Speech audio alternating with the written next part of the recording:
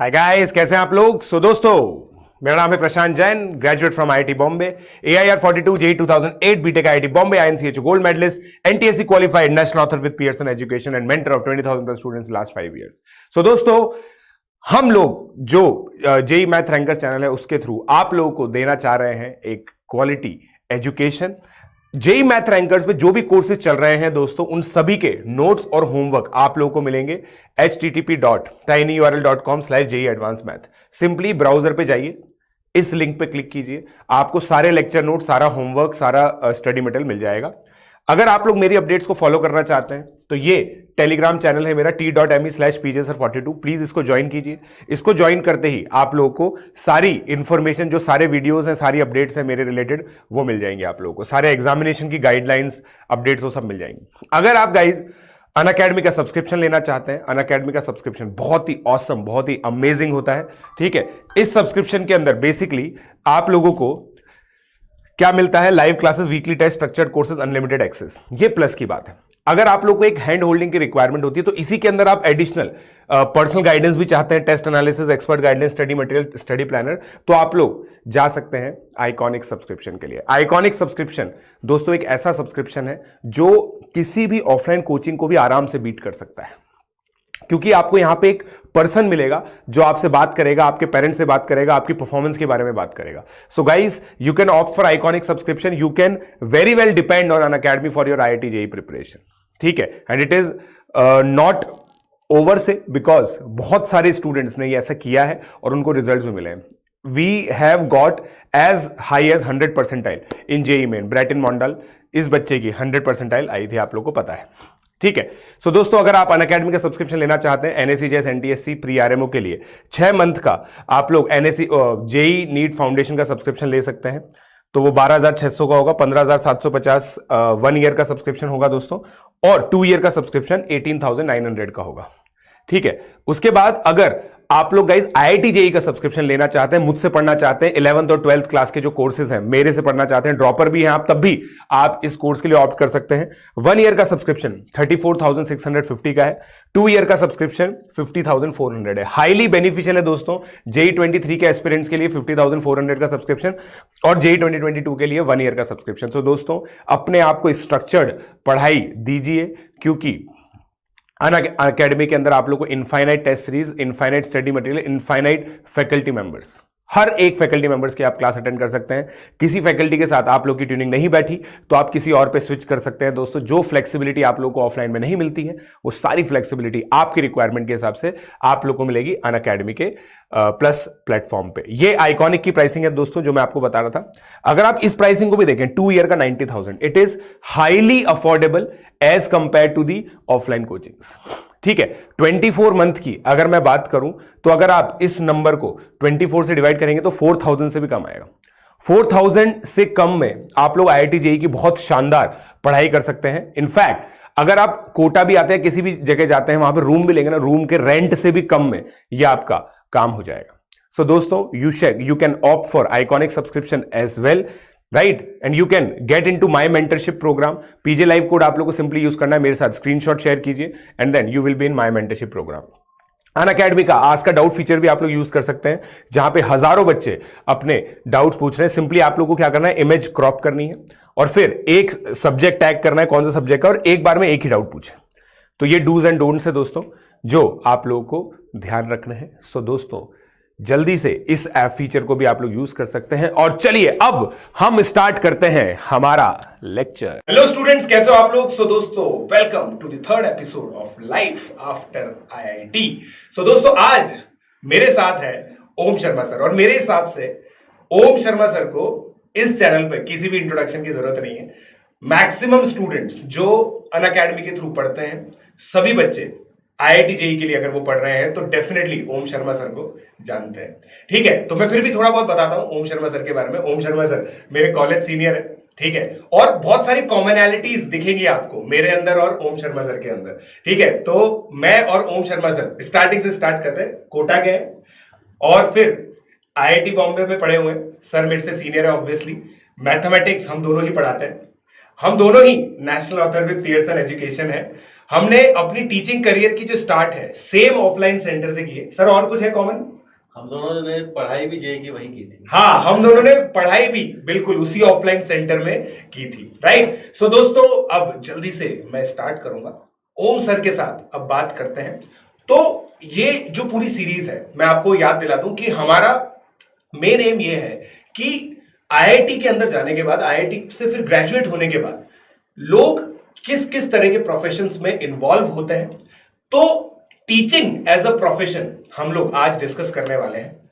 और ये एक ऐसा प्रोफेशन है जो काफी, मैं तो ये मानता हूं सर, ग्लैमरस भी हो गया है। ठीक है, मतलब काफी हद तक ग्लैमरस हो गया है। और इसके साथ जो एक मॉरल वैल्यूज एसोसिएटेड है वो तो अभी भी है, और काफी एक बहुत सॉट आफ्टर चीज हो गई है जो अभी ये डिजिटल रेवोल्यूशन आया उसके बाद से। तो सर सबसे पहले बिल्कुल स्टार्टिंग से स्टार्ट करते हैं। हम दोनों कोटा के हैं, तो मेरे को आपकी आईआईटी की स्टोरी बताएं कि किस तरह से आपने आईआईटी की तैयारी की थी। मैं चाहूंगा कि आप बताओ बच्चों को कि आपने आईआईटी की तैयारी कैसे स्टार्ट की थी। और मैं आपको एक बैकग्राउंड बता दूं दोस्तों, बहुत कम बच्चे होते हैं जो हिंदी मीडियम से पढ़ के इतनी अच्छी रैंक लेके आते हैं, राइट सर? तो आप हिंदी मीडियम से ही थे सर? हाँ। बिल्कुल। तो सर से अब सुनते हैं। हिंदी मीडियम का background Rajasthan board, state board से हम रहे, और 10th के बाद सोचा 11th में साइंस मैथ्स लेना है। पेरेंट्स के जो पापा के जो दोस्त सर्कल में थे वहाँ पर एक दो आईआईटियंस थे, तो पापा ने बोला कि भाई तुम भी ये लो एक बार, मैथ साइंस मैथ्स लेनी चाहिए और ट्राई करना चाहिए। 11th-12th में जब हम हिंदी मीडियम में थे तो बोर्ड वाली क्लासेस अटेंड की थी, और जब कहीं मुझे कोई एक इंग्लिश मीडियम के हमारे आसपास में लोकेलिटी में लड़का रहता था, तो वो आईआईटी जेईई का वो कुछ प्रिपरेशन कर रहा था। मैंने उससे पूछा तो उसने मुझे एक ही आंसर दिया कि this is for English medium student, not for Hindi medium student. और हम इतने भोले थे कि हमने उसकी बात को मान लिया। अच्छा। और हमें हमारे स्कूल में किसी ने गाइड भी नहीं किया कि आपको आईआईटी जेईई आपके लिए भी है। तो 12th पास हो, 12th पास के बाद जो लोकल इंजीनियरिंग कॉलेज, जो कॉलेजेस जो स्टेट का जो एग्ज़ाम है वो अटेम्प्ट किया था, उसमें अच्छी रैंक आ गई थी। आरपीटी बोलते हैं। आरपीटी बिल्कुल, राजस्थान का दोस्तों पहले एग्जाम होता था। ये शायद अब जेईई मेन में मर्ज हो गया सर, राइट? हाँ, जेईई में मर्ज हो गया। तो वहाँ पर जब हम काउंसलिंग के लिए एमएनआईटी जयपुर गए, तो वहाँ पर जो प्रोफेसर थे उन्होंने हमसे पूछा कि कौन से, कहाँ से आए हो, क्या हो, आप तो 12th के साथ आपने रैंक लेके आए हो, तो आपने आईआईटी जेईई की प्रिपरेशन नहीं की थी? तो मैंने बिल्कुल भोलेपन से जवाब दिया कि वो तो सीबीएसई वाले स्टूडेंट के लिए होता है ना। तो वो हंसने लग गए। वो भी हंसने लग गए। हाँ, तो उनसे कहाँ से आए हो, हमने बोला कोटा से आए, तो वो और जोर से हंसने लग गए। ये तो दिया तलिया तेरे वाली बात है। फिर मैं और मेरे पापा दोनों उनकी तरफ देखे, और दोनों एक दूसरे की तरफ देखे, हमें कुछ समझ में नहीं आ रहा खास क्यों रहे, कहना क्या चाह रहे हैं। बस फिर चीजें पता चली कि भाई हिंदी मीडियम वाले भी ये पेपर दे सकते हैं, ऐसा मना नहीं है। तो कभी कभी होता है स्टूडेंट, जो आप बोलूँगा, अगर आप लैक ऑफ, अगर मेंटरशिप आपके साथ है, एडवाइस अगर सही जगह से नहीं मिल रही है, तो आपको पता ही नहीं चलता, इवन दो आप you belong to the same city, तब भी कई बार पता नहीं होता। फिर आके फिर ड्रॉप लिया, पढ़ने लगे, जहाँ से आप पढ़े वहीं से हम भी पढ़े, ऐसी चीजें स्टार्ट हुई। सो मतलब ये पता है बहुत इंटरेस्टिंग चीज है दोस्तों, पता है कि आज भी मेरे हिसाब से हिंदी मीडियम में, मेरे हिसाब से आज भी ना, कोटा में तो चलो आपको पता चल गया, और एक प्रोफेसर आपको मिल गए जिन्होंने आपको ये भ्रम दूर कर दिया कि यार सीबीएसई के लिए नहीं है। आज भी मुझे लगता है कि बहुत जगह तो ऐसा ही होता है। मतलब मैं आपको एक स्टोरी बताना चाहूंगा यहाँ पे बच्चों कि मेरा जो होम टाउन है वो अजमेर है। वहां पे एक गांव है, वहां से एक बच्चा अभी आईआईटी क्वालिफाई किया है, ठीक है? तो उसके जो पूरे एनवायरनमेंट में ना, किसी को आइडिया नहीं था कि आरपीएससी जो राजस्थान बोर्ड होता है, स्टेट बोर्ड होता है, और हिंदी मीडियम के बच्चे आईआईटी का एग्जामिनेशन दे सकते हैं। तो अभी भी है मतलब। हाँ, ये मतलब बहुत अच्छी चीज आपने इलेबोरेट की। इनफैक्ट मतलब ये चीज मैं बताना चाहूंगा कि आईआईटी का एग्जामिनेशन हर एक स्टूडेंट जो 11th-12th में पीसीएम है जिसके पास प्रेफरेबली, वैसे आजकल तो ये क्राइटेरिया भी शायद ड्रॉप हो रहा है, तो ये सब बच्चे दे सकते हैं, ठीक है? तो सर अब आज के जमाने में तो क्या, फिर भी इंटरनेट की फैसिलिटी है, इंटरनेट की फैसिलिटी है। अगर लड़का को थोड़ा भी, अगर क्या कहते हैं, अगर कहीं से सुन लिया, गूगल कर लेगा, देख लेगा, पता कर लेगा, उस समय तक ऑथेंटिसिटी वहां से मिल जाएगा। जब मेरे टाइम था 2002-3 में, तो कुछ पता ही नहीं, कुछ भी नहीं था। बिल्कुल सही बात है। था। तो सर है ना, देखो दोस्तों है ना, मैं आपको बता रहा हूँ, सर की काफी सारी क्लासेस रहती हैं, तो लाइफ इन आईआईटी बॉम्बे है ना, वो आप सर की क्लासेस में जाके पूछना सर से कि क्या क्या इन्होंने किससे किए हुए हैं, क्या क्या सब है ना, ठीक है? तो वो एक बात की बात है। मेन एपिसोड का जो टाइटल है वो है लाइफ आफ्टर आईआईटी, ठीक है? तो अब आफ्टर आईआईटी की बात हम लोग करेंगे। तो सर आप के बारे में, क्योंकि मुझे तो देखो सारी चीजें पता है, तो जस्ट आफ्टर आईआईटी आपने क्या प्रोफेशन चूज किया था and then how you started teaching, ये पूरी स्टोरी बताइए सर। कॉलेज में जब फाइनल ईयर था तो मुझे याद है कि दिसंबर के आसपास जॉब लगा था, और सेम दिन एक ही दिन में 2 जॉब लगे थे। अरे वाह। और हॉस्टल में आए थे तो आपको पता है हॉस्टल का कल्चर क्या होता है। अगर एक बार जॉब लगी जब तो एक ही बार पिटाई होती है, अगर 2 बार लग गई। 2 जॉब लगी हो सेम डे तो फिर 2 बार पिटाई होती है। हाँ। तो बस वो सब हुआ। फिर उसके बाद बैंगलोर में पोस्टिंग थी, उसमें से एक चीज़ चूज़ की और मैं सप्लाई चेन डोमेन की तरफ शिफ्ट किया, कंसल्टिंग की तरफ। और एक दूसरी जो थी वो कोडिंग वाली थी, उसको थोड़ा छोड़ दिया डिस्कशन के बाद, और बैंगलोर में ज्वाइन किया। जिस दिन ज्वाइन करने जा रहे थे उसके 2 दिन बाद ही दादी एक्सपायर हो गई थी। अरे अच्छा। तो बताया नहीं गया मुझे, 2-4 दिन के लिए तो पता ही नहीं चला, फिर 7-8 दिन बाद में पता चला। फिर वापस आए, देखा करा, मतलब स्टार्टिंग थोड़ी ऐसी हुई कि एक तो वहाँ जाते पूरे बैच में तो सबसे पहले मेरी ही ज्वाइनिंग थी। अच्छा। तो उसके बाद जितने भी साथ वाले आए वो सब तो मेरे रूम पे आ गए थे हाँ। रुकने के लिए फ्लैट पे। तो मैं सबसे पहले गया था, तो मुझे एक तो वो बहुत स्ट्रगल थोड़ा देखना पड़ा कि कहाँ पर रुकना है, नई सिटी है, हाँ। पूरा नया सिटी में भी पूरा। हालांकि अपना जो नेटवर्क होता है, नेटवर्क काफी अच्छा होता है, नेटवर्क बहुत अच्छा होता है, तो वहाँ से काफ़ी हेल्प मिल गई थी। हाँ। तो वहाँ पर भी मैं 2 साल रहा, बीच में थोड़े टाइम में जर्मनी भी रहा। फिर मैं वापस जब आया, ये कोटा कैसे आया यही पूछना चाहता हाँ था। बिल्कुल बिल्कुल सर। कोटा ये था कि I am the only son, जैसे हाँ। आपकी भी रिस्पॉन्सिबिलिटी फैमिलीज की है। तो फादर का एक्सीडेंट हो गया था। अच्छा। तो जब मुझे फिर बैंगलोर से आने में 1-2 दिन लग गए थे। फिर जब मैं यहाँ आया तो फिर काफ़ी अच्छे से फिर क्लास ली गई अब। क्लास ली गई कि जंगल में मोर नाचा किसने देखा। हाँ। अगर है दम तो कुछ यही करके दिखाओ, ऐसा हाँ। ही है तो इतना क्या है, काफ़ी सारा आइडियाज कोटा में है।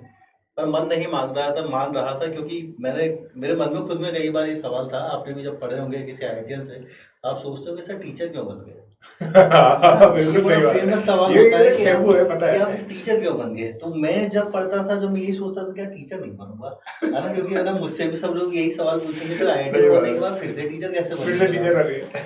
पर जो डेस्टिनी होती है वो हुआ, फिर से हम चेंज किए। फिर हालांकि मैंने वहाँ से रिजाइन नहीं किया, मैं 6 मंथ्स तक पहले मेडिकल लीव पर ही रहा उसके लिए कि फिर देखा। लेकिन जब हमें यहाँ पे एंट्री किए, पर मैंने पढ़ा क्या कॉलेज टाइम पे भी रखा था। अच्छा। तो जब मैं सेकंड ईयर थर्ड ईयर में था तो मैं मुंबई में वहाँ भी पढ़ाता था। तो मुझे पढ़ाने का थोड़ा बहुत तो आइडिया था कि पढ़ाते कैसे क्या करना है। फिर जब 6 मंथ्स में मैंने देखा कि तो फिर मज़ा आने लग गया। मज़ा आने लग गया। फिर दूसरा, पूरे घर के रिलेटिव्स वगैरह सब आसपास, जो एक घर का कल्चर 6 साल से मिसिंग था, 4 साल कॉलेज के और 2 साल जॉब के, तो वापस से जब मिला तो उन्होंने ठीक है चलो यही शुरुआत करते हैं, फिर चीज़ें फिर सेटल हो गई।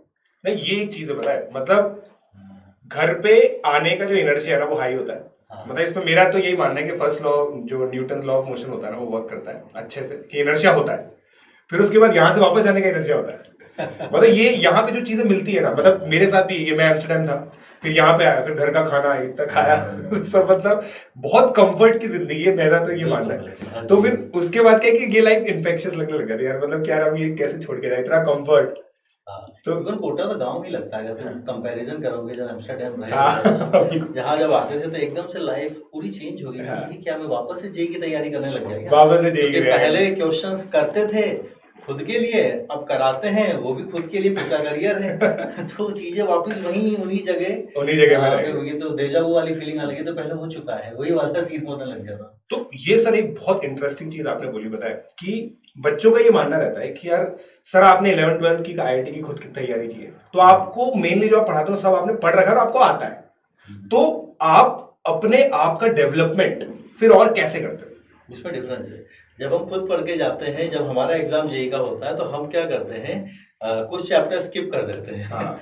ये रीजन रहता है, या फिर कुछ चैप्टर उतने अच्छे लेवल पर तैयार नहीं किए हुए होते हैं, क्योंकि हम ओवरऑल पीसीएम देखते हैं। लेकिन जब हम पढ़ाने की तरफ जाते हैं तो फिर हमें फिर पूरा उसका डिटेलिंग करनी पड़ती है कि कैसे इसको, और उसमें समझ, मैथमेटिक्स ऐसा है कि अगर इसमें कनेक्ट नहीं करा पाए तो बच्चे समझ नहीं पाते, और वो कैलकुलेशन भी एक बहुत बड़ा पार्ट है उस कॉन्सेप्ट में। फील दिलाने वाली बात जो मैथमेटिक्स में बहुत कम है, जो कि फिजिक्स में है। हाँ। और मैथ्स में नहीं है वैसे। हाँ। ये यहाँ पर तो जो इवन हमारा जो कॉन्सेप्ट है बहुत आसान है, लेकिन अगर उसकी कैलकुलेशन कुछ ऐसी है तो वो डेटा ही सेट नहीं होता, आंसर तक ही नहीं आ पाते, मार्क्स ही नहीं मिल पाएंगे। तो ये is a very tedious subject, और ये मैथमेटिक्स बच्चों का ऐसा सब्जेक्ट है which is a very much dependent on your teacher, कि आप किन से पढ़ रहे हो, क्या तरकीबें आपने सीखी है। क्योंकि कब यहाँ पर स्कीम नंबर 13 और तरकीब नंबर 14 लग जाती है पता नहीं चलता। It's a very tricky subject. तो जब पढ़ाने गए तो स्टूडेंट एक ही डाउट, सर आपने ये कैसे सोचा? हाँ, ये कैसे सोचा, ये कैसे डाउट सोचा? ये कैसे अब सोचा? कई जगह हम +-1 कर रहे हैं, सर ये क्यों कर दिया? हाँ, अब ये चीज जब स्टूडेंट थे खुद पता तो करते, लेकिन एक बच्चे को समझाना वो बड़ा चैलेंजिंग होने लग गया। तो वो डेवलपमेंट फिर धीरे धीरे सीखा धीरे-धीरे। करते गए, वहाँ पर चीजें फिर आते गए, जो आता गया। इवन स्टूडेंट्स की अगर हम बात करें तो वो एक 15-16 साल का बच्चा है, पूरी एक एम, एक छोटा सा सपना लेकर आता है कि मुझे भी बनना है। तो वो एक रेस्पॉन्सिबिलिटी वाली चीज़ वहाँ पर एड ऑन हो जाती है, जो एक टीचर्स फील करता है हमेशा कि यार ये ज़रूरी है, इनको ये बताना है। और वो ऐसा नहीं कि 1 महीने की है। अगर कोई 10th से 11th से जुड़ा है तो वो 2 साल की कहानी है उसकी, वो जर्नी है पूरी लंबी। वो एक ट्रस्ट है जो एक टीचर्स के ऊपर वो करता है। नहीं, ये चीज बिल्कुल सही चीज है ना। तो क्योंकि और मतलब मेरे वीडियोस में भी आप लोगों ने देखा है दोस्तों कि कैसे मतलब मैं भी टीचिंग करियर के अंदर आया, और ये एक ऐसी चीज है जो मेरे हिसाब से सिंपल तो कैसे भी नहीं है। मतलब बच्चों को दूर से लगता है कि यार सर आपने आईआईटी की तैयारी की तो आपके लिए तो बहुत सिंपल सी चीज है ये। मतलब आपको चैलेंजिंग नहीं करना है। तो मेरे हिसाब से तो किसी बच्चे को कॉन्सेप्ट समझाना और उन बच्चों की मात्रा काफी ज्यादा होना, मतलब ये एक अपने आप का एक चैलेंज है। तो सर अब मैं यहाँ पे आना चाहूंगा कि हम सभी बच्चे, हम सभी मतलब जो मेरी ऑडियंस भी है और मैं भी ये जानता हूँ कि आप नेशनल ऑथर भी हैं, तो आप टीचर बनने की वजह से ऑथर बने या ऑथर बनने की वजह के से टीचर बने? मतलब ऐसा था आपके अंदर कि यार मेरे को ऑथर बनना है, मैं भाई मेरे को इस तरह की सब्जेक्ट नॉलेज है कि मैं ऑथर बनना चाहता हूँ, और फिर आपने टीचिंग करियर चूज किया, या फिर आप टीचर बनने के बाद ऑथर बने? उसमें ऐसा था कि शुरू में तो बिल्कुल नहीं सोचा था, हाँ। ऑथर बनने का बिल्कुल भी दिमाग में नहीं था। और दोस्तों मैं आपको बता दूं सर की बुक भी अभी मेरे पास है, अलजेब्रा और कोऑर्डिनेट ज्योमेट्री की सर की दोनों किताबें। और ये किताबें की पीछे की जो फिलॉसफी है ना, वो अभी सर डेफिनेटली हमें बताएंगे कि किस थॉट प्रोसेस से सर ने किताब लिखी है। क्योंकि हर एक आईआईटी जेईई की किताब की जो है ना एक थॉट प्रोसेस होती है जो ऑथर को पता होती है। जिस ऑथर ने वो किताब लिखी है उसी थॉट प्रोसेस से अभी हम रूबरू होंगे ओम सर के थ्रू। तो सर मैंने आपको इंटरप्ट कर दिया था, अब सर आप बताइए। एक्चुअली जब हम स्टूडेंट्स को पढ़ा रहे होते थे तो जब हम उसको होमवर्क देते थे, स्पेशली जहाँ भी हम पढ़ा रहे होते थे, तो वहाँ का जो मटेरियल था कई बार मुझे लैक ऑफ एग्जांपल्स वहाँ नज़र आते थे। और कई बार जो एक फ्लो होता है, क्योंकि हर टीचर का अलग अलग फ्लो होता है पढ़ाने का। कई बार कोई टीचर किस तरीके से पढ़ाता है, कोई टीचर कोई सा टॉपिक कहाँ पर जाके मिक्सिंग करता है, और अलग अलग होता है सबका। मेजॉरिटी ऑफ देम चीज़ें सेम रहती हैं। तो उस फ्लो के अंदर जो ऑल प्रोफाइल्स कवर करने वाली बात जो होती है, वरना स्टूडेंट का एको डाउट आता है से क्लास में जो एग्जांपल्स आप लेते हो टेस्ट में तो कुछ और ही आता है, टेस्ट में तो कुछ और ही आता है, इसमें तो हमारा मार्क्स ही नहीं है, या हमारे पास उतना इसकी प्रिपरेशन करने का या अटेम्प्ट करने का टाइम ही नहीं बचता है। क्योंकि हमारे जो एग्जाम्स है वो टाइम बेस्ड है, टाइम बाउंड है। अगर आज हम डिसीजन लेते हैं तो हम डिसीजन लेने में चाहे लेट हो जाए, लेकिन जो हमारा फाइनल डेट है वो तो फिक्स ही है।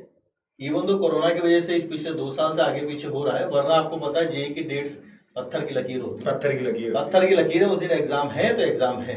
तो जब हमारे पास टाइम ड्यूरेशन कम बचता है तो फिर हमें पूरी प्रोफाइल की क्वेश्चंस अटेम्प्ट कर रहे हैं, और हम चाहते हैं सारी चीजें हमें एक जगह मिल जाए। तो वो क्या होता था कि वो मिसिंग मुझे फील होता था, तो फिर मैंने वही सब चीजें इसके अंदर इनकॉर्पोरेट करने की कोशिश की है स्टूडेंट्स को, और रिव्यूज भी इनके काफी अच्छे आ रहे हैं। हाँ so guys, like it is one of the top rated book. ठीक है, अगर आप अमेजोन वगैरह पे देखेंगे तो ओम शर्मा सर की जो बुक्स है आईआईटी की, वो one of the top rated books है in IIT JEE category. So sir अब मैं ये बात करता हूं कि जैसे मान लीजिए कि कोई स्टूडेंट है, ठीक है, ये स्टूडेंट का बहुत इंपॉर्टेंट डाउट होता है ना, और ये बहुत इंपॉर्टेंट इसलिए भी है क्योंकि बहुत सारे बच्चे सर जो हमारा प्लस सब्सक्रिप्शन है वो भी अफोर्ड नहीं कर सकते, तो वो क्या है यूट्यूब पे ही पढ़ते हैं। तो क्या, और उनको क्या प्रैक्टिस का फिर इशू होता है, तो वो फिर क्या है अलग अलग क्वेश्चन बैंक्स लेते हैं। तो क्या ये जो बुक्स हैं ये एक यूट्यूब स्टूडेंट के लिए आइडियल स्टडी मटेरियल बन सकती है? जैसे मैंने बोला कि इसके पहले जो बात कर रहे थे मैथडोलॉजी टीचिंग की, एक सब्जेक्ट जो है सबसे इंपॉर्टेंट वो मैथमेटिक्स का यही है कि पढ़ाया कैसे जाता है। जैसे हमने तरकीबें लगाई, +-1 करना है या कुछ और उसके ऐड करना है, इंटीग्रेशन में क्या पुट करना है, अगर उसके 5-6 सवाल या 7-8 सवाल एक साथ हमें एक साथ कहीं मिल जाए तो फिर वो धीरे धीरे दिमाग में सेट हो जाता है, this is the proper method, this is the proper flow. और कभी अगर क्लास में वो कम एग्जांपल्स मिले या किसी टीचर से वो बातें पढ़ाई ही नहीं है, तो फिर वो स्टूडेंट सोचता है शायद इसके पास चीजें है ही नहीं। जैसे अगर हम बात करें सीबीएसई चैप्टर का नाम सेम होता है, जेई मेन चैप्टर का नाम सेम होता है, जेई एडवांस चैप्टर का नाम सेम होता है, लेकिन द लेवल ऑफ डीपनेस जो उनकी है वो अलग अलग है, डेप्थ अलग अलग होती है, डेप्थ अलग अलग है। नाम सेम है कि हाँ हमने फंक्शन पढ़ लिया है, तीनों में पढ़ लिया है, लेकिन किस डेप्थ का पढ़ा है वो डिफरेंस, तो वो फुलफिल यहाँ से हो जाता है। और इसका जो फ्लो है जो मैं बार बार बात कर रहा हूँ वो वैसा ही जैसा मैं पढ़ाता हुआ आ रहा हूँ इतने सालों से। हाँ बिल्कुल। तो जो पढ़ा तो वो प्रूवन चीज है जो इतने सालों से मैं पढ़ाता हुआ हाँ। तो उसी से रिलेटेड और है, तो समझ में आ जाता है। तो इसकी लेजिटिमेसी इससे देखी जा सकती है दोस्तों। Om sir is one of the top rated faculty member of Unacademy, so मेरे हिसाब से लेजिटिमेसी वहां से अपने आप डिराइव हो जाती है। तो सर अब नेक्स्ट चीज हम ये डिस्कस करना चाहते हैं कि भाई प्रोफेशन से रिलेटेड जो चीजें होती है, हाँ। अब एक बंदा है जो बैंगलोर जैसी बड़ी सिटी में रहता है, ठीक है, तो उसकी वीकेंड लाइफ होती है, ठीक है, और पॉइंट ये है कि एक बड़ी सिटी का सबके मतलब प्रोज एंड कॉन्स होते हैं, right. So if I talk about the lifestyle as a faculty member और एज अ टीचर, ठीक है, अभी तो देखो सारे टीचर घर पे बैठे हैं, मतलब क्योंकि ऑनलाइन क्लासेस लेनी पड़ती है तो घर के अंदर ही रहते हैं, तो वो एक अलग चीज है। बट इन जनरल जैसे जब ऑफलाइन क्लासेस चलती थी तो जो एक फैकल्टी मेंबर की लाइफस्टाइल होती है उसके बारे में सर कुछ बताइए। फैकल्टी के मेंबर का नहीं, मेरे बारे में मतलब जो भी, मतलब आपने आपकी भाई कैसी है। मैं थोड़ा एक होमली पर्सन हूँ। मैं हाँ सर ये मुझे पता है मैं मतलब कि बहुत ज्यादा मतलब कि घूमता फिरता नहीं हूँ, कभी घूमता, मतलब बहुत लिमिटेड सी एनवायरनमेंट रहता है, उसी में रहना पसंद करता हूँ। और अभी भी ये जो कोरोना का टाइम आया है तो इसको तो मैंने मैक्सिमम यूटिलाइज किया है राइटिंग द बुक्स। हाँ। अभी भी मेरी 3 बुक्स आनी बाकी हैं, तो अभी भी अगला 1-1.5 साल मुझे उसी के अंदर जाता हुआ दिख रहा है। बस ये सब चीज़ें जब हो, जैसे मैं जब ये अलजेब्रा लिख रहा था लास्ट ईयर कोऑर्डिनेट के टाइम पे, मैं शिमला में रुका था 1 महीने के लिए। अच्छा।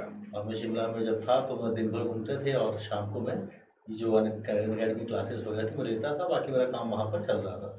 तो ऐसा नहीं कि पसंद नहीं है, पर कोटा आप जानते हैं कि कोटा में बहुत ज़्यादा we don't have even night life तो है ही नहीं यहाँ पर। हाँ। यहाँ तो बस जो क्लासेस हैं उसके बाद यही रहता है। और अभी जो मैं सोच रहा हूँ कि एक बार ये सारी चीज़ें कंप्लीट हो जाए तब हम उसके बारे में फिर बाद में जब फ्री हो जाएंगे mind then we can even think of change of the place also कि हाँ चलो ठीक है यार थोड़ा 15-20 दिन 1 महीना या इवन 2 महीने भी कहीं हाँ मतलब शिफ्ट हो गया, क्योंकि जॉब अब बहुत बढ़िया है, मतलब कन्वीनियंस मतलब डिपेंडेंट नहीं है बहुत ज़्यादा कि प्लेस डिपेंडेंट नहीं है, कहीं से भी बिल्कुल।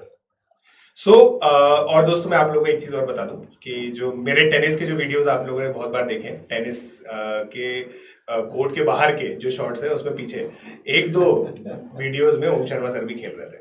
मतलब मैं टेनिस कोर्ट के बाहर से, तो हम लोग क्या है 5-6 लोग खेलते हैं, तो कभी कभी किसी को बैठना ही पड़ता है तो मैं उस समय टाइम यूटिलाइज करके वीडियो बना लेता था, तो पीछे बहुत बार ओम शर्मा सर भी खेल रहे थे। सो अब ये चीज है कि जब हम लोग बात करते हैं कि कंपटीशन, हर एक जॉब के अंदर काफी कंपटीशन होता है। सो इफ आई टॉक अबाउट, क्योंकि जैसे स्टूडेंट्स होते हैं, स्टूडेंट्स की क्या है काफी मेंटालिटी भी होती है। ये जो वीडियो है बहुत सारे बच्चे ऐसे भी देखेंगे जो आईआईटी के अंदर हैं, अभी 3rd ईयर में है, 4th ईयर में है, वो अपने करियर ऑप्शन के बारे में सोचेंगे। How competitive is coaching teaching? Is very competitive. मतलब मैं तो बोल रहा हूं बहुत ज्यादा कॉम्पिटिटिव है। एक्चुअली क्या है ना कि ओवर द टाइम के साथ जो स्किल सेट है अगर किसी इंसान ने इंक्रीज नहीं की है तो उसको चैलेंजेस आते हैं।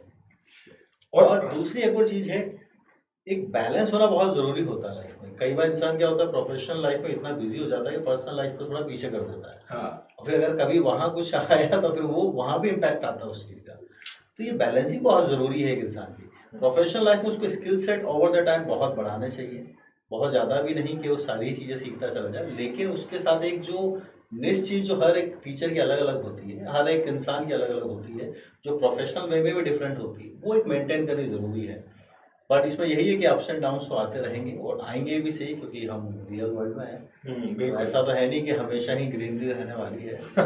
तो बस ये स्किल सेट अगर आप डेवलप करते रहेंगे तो मेरे हिसाब से यही एक तरीका है जिससे कि हम थोड़ा बहुत अपने आप को सेव करके रख सकते हैं कि हाँ नहीं ये चीज बिल्कुल सही चीज है। लेकिन इसमें दूसरी चीजें भी हैं, जैसे अब हम स्किल सेट बनाने की बात करते हैं तो हाँ आपको पता होगा हम में से कई लोग उसके लिए हेल्प ऑनलाइन ही लेते हैं। हाँ जो हमारे लिए एक्सेसिबल है, हाँ। पेमेंट किया बस उसके लिए कोर्स आ जाता है और हमारे स्किल सेट को डेवलप कर लेते हैं। हाँ। पहले ऐसा नहीं होता था, पहले पहले ऐसा आदमी नहीं ढूंढना होता। पड़ता था, आदमी ढूंढना पड़ता यार है। तो एक्सपर्ट इसमें कौन है, तो फिर स्किल उसको सेट ढूंढना अक्वायर करना पड़ता था। रिलेटिवली आसान है अभी। हाँ बिल्कुल आसान, और और वो सबके लिए आसान हाँ, है। सबके लिए आसान है, तो which makes it much more difficult. हाँ, और इस हमारा ये जैसे अगर ये जॉब मार्केट की हम लोग बात करें ना, तो इस जॉब मार्केट में अब क्या बैरियर टू एंट्री भी बहुत हाई है, मेरा तो ये मानना है। fully agree, fully agree। क्योंकि अब क्या है कि और मतलब इसमें क्या है कि रिटायरमेंट तक जो है ना, मतलब बहुत टाइम है, और बहुत लोग हैं जो 25 से 45 ईयर्स के बीच में है जो इस प्रोफेशन में अभी इन्वॉल्व है। ये देखा जाए तो मतलब जो सबसे प्रोडक्टिव ईयर्स माने जाते हैं जॉब के, काफी अच्छे अच्छे लोग इसमें हैं। सो ये चीज है। और तो दूर से ये दिखता है कि मतलब जैसे हम लोग भी थे ना, मतलब हम देखते थे कि जब हम पढ़ते थे ना, तो एक सर मर्सिडीज से आ रहे हैं, एक BMW से आ रहे हैं, तो ऐसा लगता था कि यार जॉब तो ये भी सही है। मैं तो देखो मैं आपको बिल्कुल ऑनेस्टली बताऊं, ये बात बिल्कुल सही कि मतलब ऐसा लगता है टीचर थोड़ी बनेंगे वापस, बट एक तरफ से ये भी था। एक्चुअली क्या है ना, टीचर की डेफिनेशन अगर आप पीछे जाके देखोगे तो जो इंसान कुछ नहीं बन पाता था वो टीचर बन पाता था। हाँ मतलब थोड़ा हम जाके देखे, हमारे गांव साइड जाके देखे कि यार कुछ नहीं कर रहा, अच्छा से मास्टर जी बन जाए तो थोड़ी देर के लिए, ऐसे हाँ, चल समझ रहे हो, उस तरीके बिल्कुल। से और मास्टर बन जाते हैं। और ये इसलिए कह रहा हूं, मेरे को सर ऐसा लगता है कि ट्यूशन और कोचिंग का डिफरेंस भी है। मतलब जैसे ट्यूशन जो टीचर होता है ना, जो पार्ट टाइम जॉब करते हैं, वो एक अलग प्रोफेशन है और वो अपने हिसाब से सब लोग कर रहे हैं। मगर ये जो चीज है ना, मतलब जो कोचिंग टीचिंग है, उसमें अभी जैसे मेरी जॉइंट फैमिली और मेरे घर में इतना एजुकेशन बैकग्राउंड नहीं है, तो अगर मैं कहीं बाहर जाता हूँ ना, तो सब यही बोलते हैं कि अच्छा बढ़िया बढ़िया बाहर था या मार साहब बन गया। वो तो बोलते हैं। हाँ तो वो तो रहता ही। देखो बोलने वालों के लिए हम कुछ बोल नहीं सकते, वो हाँ, तो काम उनको करने दो। अब हमने क्या गेन किया है या क्या हम गेन कर रहे हैं या गेन करने वाले हैं, ये हमें ही पता। बिल्कुल एग्जैक्टली। हाँ, तो हमें ही बताओ। हैप्पीनेस हमारे अंदर है, उसको औरों पर डिपेंडेंट ना बनाए तो ज्यादा ठीक है। ठीक है। तो सर अब ना लास्ट जो सेगमेंट है, मैं आपसे 4 क्वेश्चन पूछूंगा, मतलब रैपिड फायर नहीं है, बस बिल्कुल जो आपकी जो फर्स्ट थॉट है ना, हाँ हाँ वो बताना। मैं एक सिंगल वर्ड बोलूंगा। ठीक है। मैथमेटिक्स। मैथमेटिक्स तो जिंदगी है। एग्जैक्टली क्या मैं भी यही बोलता हूँ, हाँ, मैथमेटिक्स इज यही बोलते हो। लाइफ। Mathematics is life. मैं हिंदी मीडियम ना। तो अच्छा भरा, ठीक है। Second, live classes. Live classes good way to interact, ठीक, अच्छा लगता है।